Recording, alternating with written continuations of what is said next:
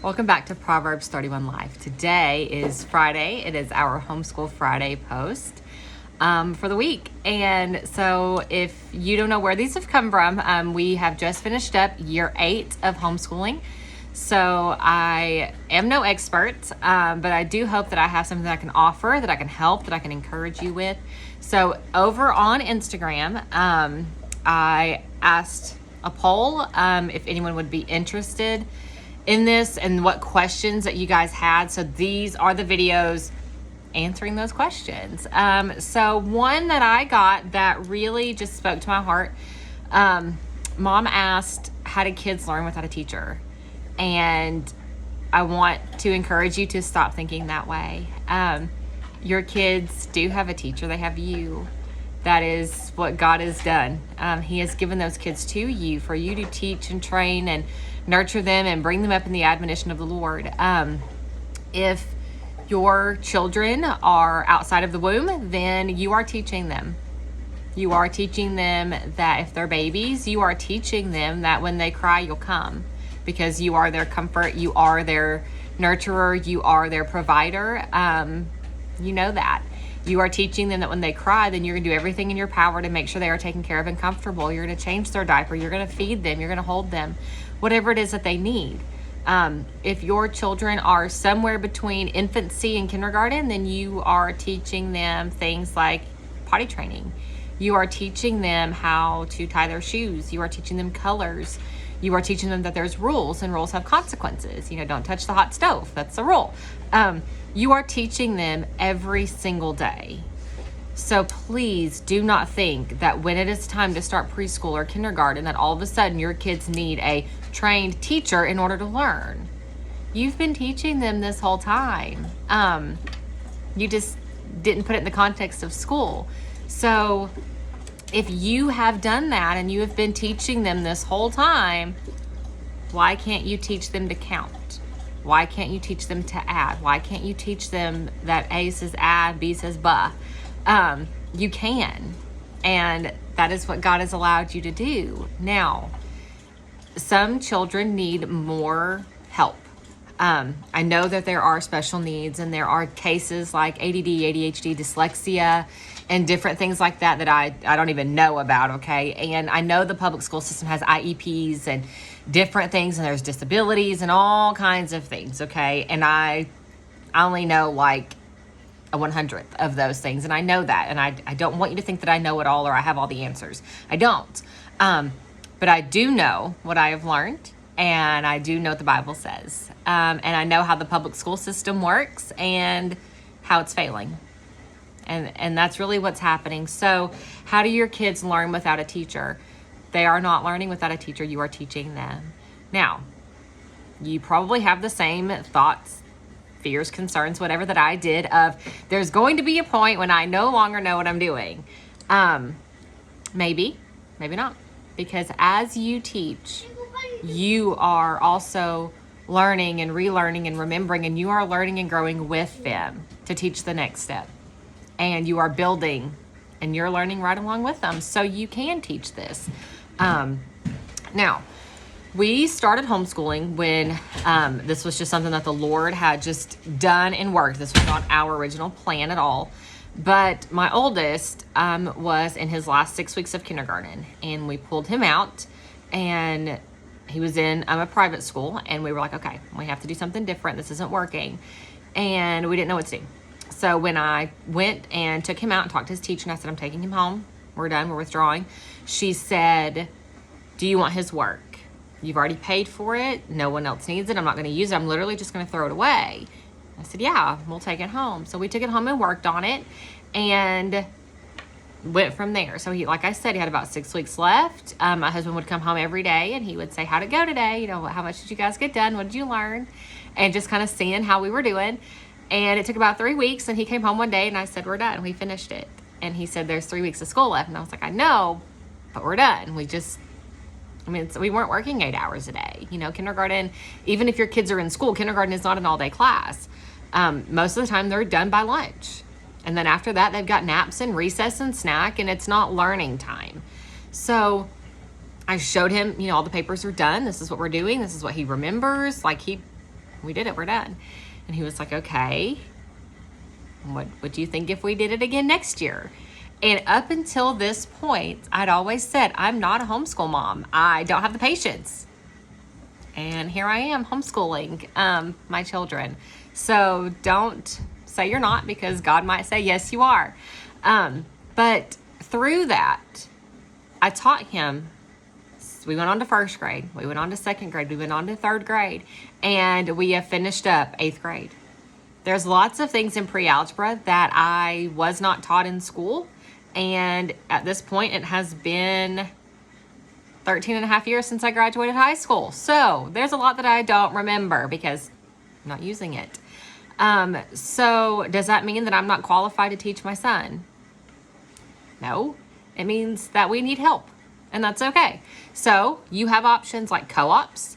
If you are part of a church family that has teachers or a Christian school in it, you have resources to ask for help. Grammar is also one of those things that we use a Becca curriculum, and it's way more grammar heavy than anything I ever learned in school. And I even took a Comp 1 college class, and this was not things that we learned.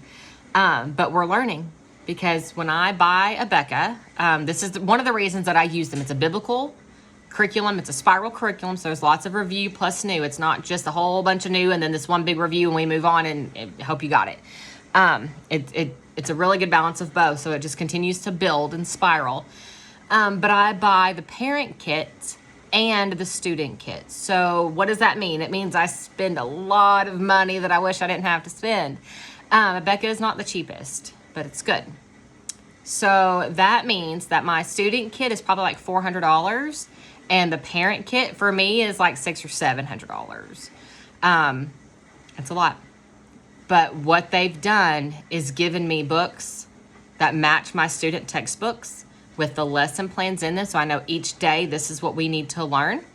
It's a curriculum I trust, so I know there's no gaps. I'm not trying to remember what I learned or only teach them what I learned.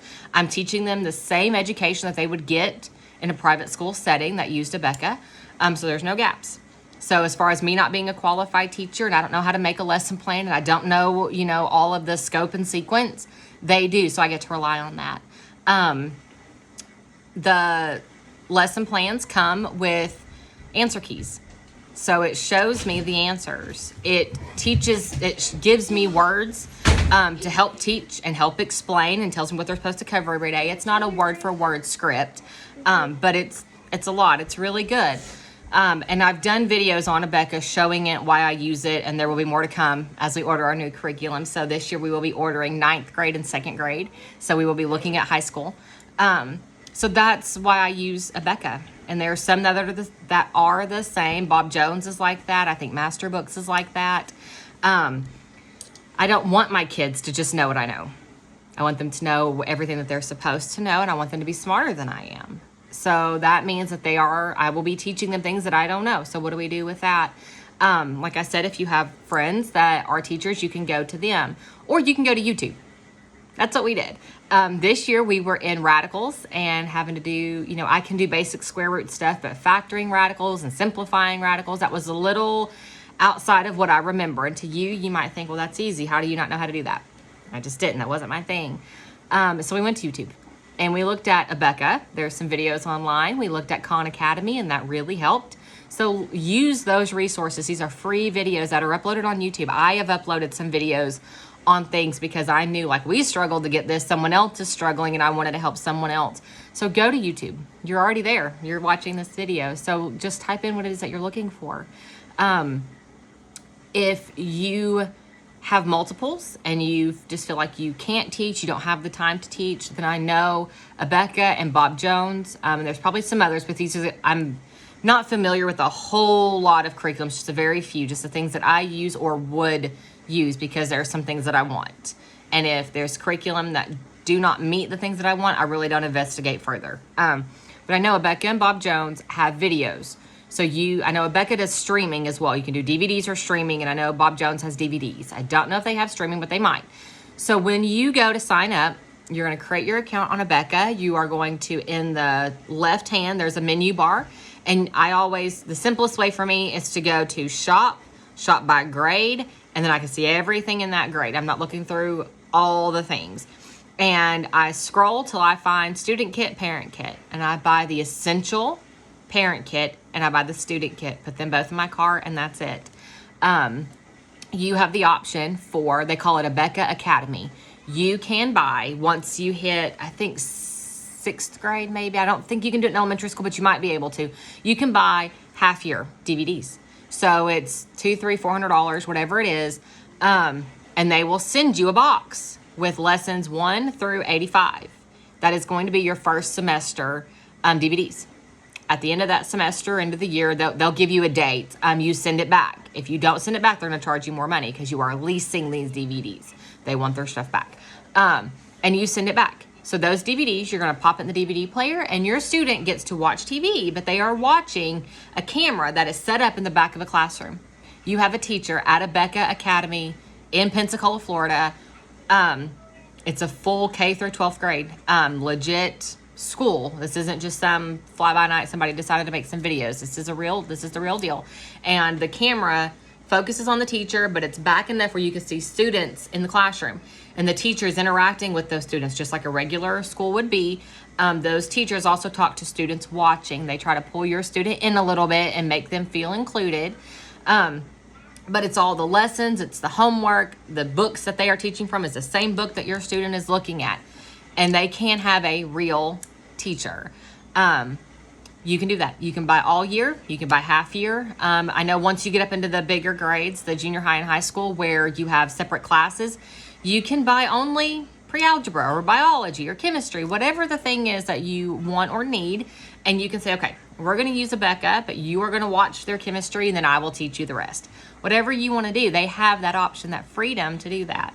At this point, we have never used DVDs. I have seen the DVDs in use in a classroom setting.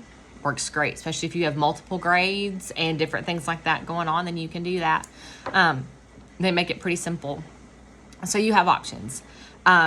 Use your resources. Do not think that you are unqualified to teach your children just because you are not a certified teacher. There are so many mothers that I know that didn't even go to college, but God said homeschool, and they are, and they're trusting Him. So use a solid curriculum if that's going to make you feel better. Unschooling is legal in all 50 states. So if you want to pick and choose what you teach them, do it. If you don't want to use workbooks, you don't have to. That's just not my style, my preference. But you can do whatever you want to. You can mix and match curriculum. If you say, I feel like a Becca has the best phonics, I personally think they do, you can use a Becca phonics. You can use Bob Jones this, and Saxon math, and The Good and the Beautiful this, and I'm just trying to think, Rod and Staff, I think, has a lot of like nature-based stuff. You can use their science, master books for whatever. So you can piece this together. You can use worksheets that you find online. I just like an open and go curriculum. So I know it's solid. I know there's no gaps. I know it's a biblical worldview. I know it's a spiral curriculum. So they're going to get a good review plus a good amount of new concepts. If the Lord were to lead and we were to put our kids in private school, our church has an academy, and we would put them there. We don't agree with public school, so we would put them in the private school, and they would be able to easily transition because our private school uses a lot of a Becca. They do a mix of Bob Jones, and they used to do some Saxon math in junior high and high school. I don't know if they still do, but our kids would have enough that it wouldn't be a big deal to transition. So just think about those things, pray about it, ask God what He wants you to do. But the Lord said that He's given those children to you.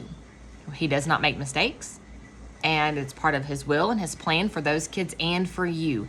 You are qualified to teach them. Does that mean you have to know everything about everything? No, it doesn't. But that does not mean that you are not qualified. Like I said, you taught them their table manners. You taught them to use the potty. You taught them to use a fork. You taught them their colors, to tie their shoes, to ride a bike. You can teach them their numbers, their letters, their sounds, how to add, how to write. You can do that. And the best part is because you are their mom and you have spent so much time with them, you know how they learn, and you get to tailor this to their needs. You know their strong suits, you know their weak points, you know where to challenge them and help them. Does that mean every day is going to be easy? Not at all. And if you are a parent, you know that. So some days are just hard, but you get to challenge them, you get to teach them, you get to watch them grow. You get to watch them learn new concepts. You get to be there and watch when that light bulb goes off, when they finally understand fractions or writing that sentence or whatever it is, when they're like, oh man, okay, now I get it. You get to see that. And I know you don't want to miss that. So if God is calling you to homeschool, please do not get stuck in this idea of, I'm not a teacher, I'm not good enough, I can't teach my kids. You can.